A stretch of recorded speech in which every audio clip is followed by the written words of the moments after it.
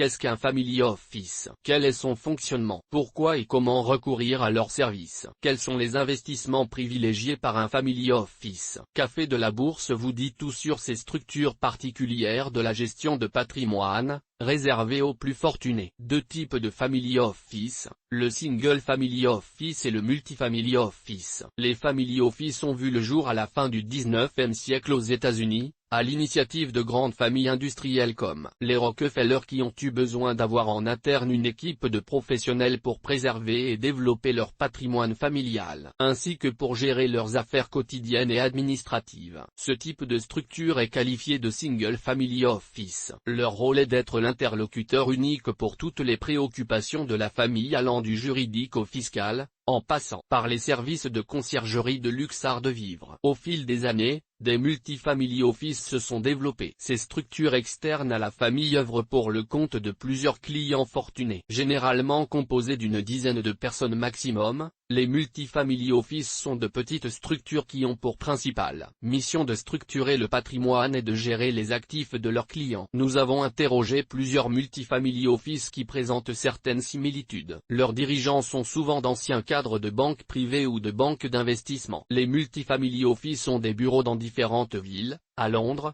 Genève, Hong Kong et Singapour notamment. Leur clientèle est très internationale, composée d'Européens, d'Américains, de Russes, de Chinois et d'Émiratis. Désormais, plus d'un tiers de leurs clients sont des industriels qui ont revendu leur entreprise. Cette clientèle entrepreneuriale qualifiée de New Money, en opposition aux clients Old Money des grandes familles, est actuellement la plus dynamique, témoignent les family officers interrogés. Un family office pour les clients fortunés des banques privées. Les banques privées comme Edmond de Rothschild proposent également, au sein de leur structure, un family office pour leurs clients les plus fortunés. La deuxième banque privée suisse, Lombardier, a aussi lancé il y a quelques années une structure du type family office, Cité Gestion. La crise de 2008 semble avoir provoqué une transformation de la gestion de fortune. Ainsi, les banques privées ont repris les atouts de la famille pour regagner la confiance des clients et accentuer la personnalisation et la proximité entre le conseiller financier et le client. Pourquoi recourir au service d'un family office? Le rôle des family office ne se cantonne pas au conseil en investissement. Le family officer est réellement un partenaire de réflexion et d'échange avec la famille mais aussi avec les divers intervenants gravitant autour d'elle. Selon Jean-Marie Paluel-Marmont,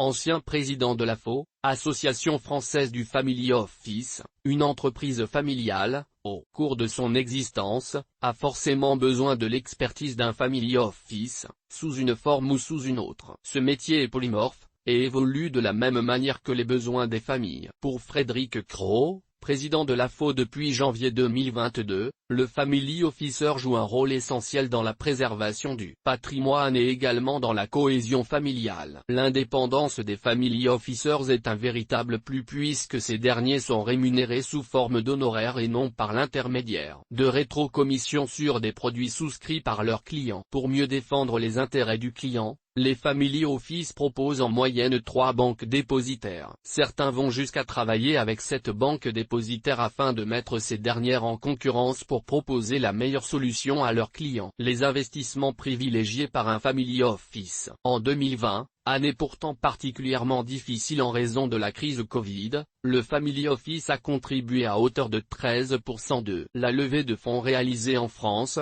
soit plus de 3 milliards d'euros. On peut donc considérer qu'aujourd'hui le secteur du Family Office est reconnu comme une puissance économique. C'est pourquoi les investissements opérés par les gestionnaires à la tête de ces structures sont attentivement scrutés tous les ans. En ce qui concerne leurs investissements, les familles ayant recours à un Family Office demeurent prudentes, elles ont même tendance à l'être de plus en plus. Elles ont en effet freiné leurs investissements par rapport aux années précédentes. Seulement 41% des familles ont augmenté leurs investissements en 2022, contre 65% l'année précédente, renseigne le 8e baromètre OpinionWay pour l'AFO publié en avril 2023, tandis que 18% d'entre elles sont même allées jusqu'à réduire leurs investissements, contre 6% en 2021. Il faut dire que l'année 2022 a été marquée par les inquiétudes liées à la guerre en Ukraine et ses répercussions, mais aussi l'augmentation de l'inflation et la hausse des taux directeurs. Conséquence, La gestion des risques est de plus en plus prégnante dans la stratégie d'investissement des familles et influence la sélection des actifs pour répondre aux nouveaux enjeux, explique Rémi Beguin, administrateur de la FO et responsable du baromètre. On peut dégager plusieurs grandes tendances.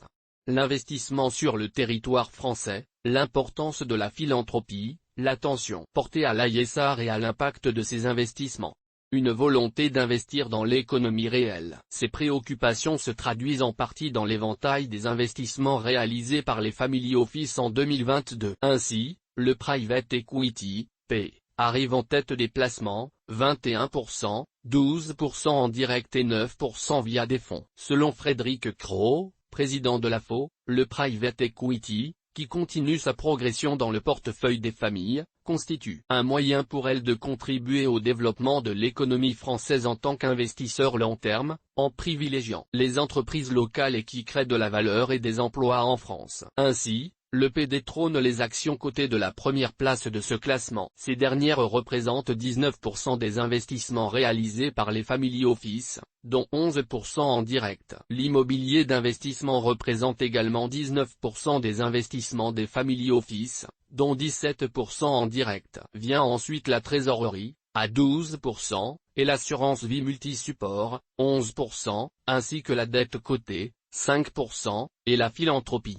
4%, plus 2 points par rapport à 2021. L'art se maintient à 2% quand les crypto-monnaies peinent à séduire, à 1% comme en 2021. À noter, l'investissement dans des actifs privilégiant l'investissement durable représente en moyenne 32% des investissements des familles, soit une hausse de 4 points par rapport à 2021. Qui peut bénéficier d'un family office et à quel prix? Le début des années 2000 a vu l'émergence de ce métier, qui ne s'adresse plus uniquement aux grandes familles industrielles. Désormais, le family office est accessible à bon nombre d'entrepreneurs qui ont souhaité vendre leur entreprise. Fortunés, ils sont aujourd'hui intéressés par les services d'un family office pour gérer leurs finances. Selon l'Association française des family office, leurs services sont généralement proposés aux clients qui disposent d'un patrimoine financier supérieur à 10 millions d'euros. En effet, outre les honoraires, les family office se rémunèrent également grâce au mandat de gestion facturé selon les encours sous gestion. Le ticket d'entrée pour recourir à une family office reste très élevé. Les personnes au patrimoine plus modeste peuvent se tourner vers les conseillers en gestion de patrimoine indépendant pour bénéficier de certains avantages de la family office. Certaines multifamily office permettent aux clients externes de souscrire à leur fonds maison. Calci Patrimoine pour bénéficier de conseils personnalisés par Anthony Calci du cabinet de gestion de patrimoine Calci Patrimoine. Nom, téléphone, code postal, politique de confidentialité. En cochant cette case,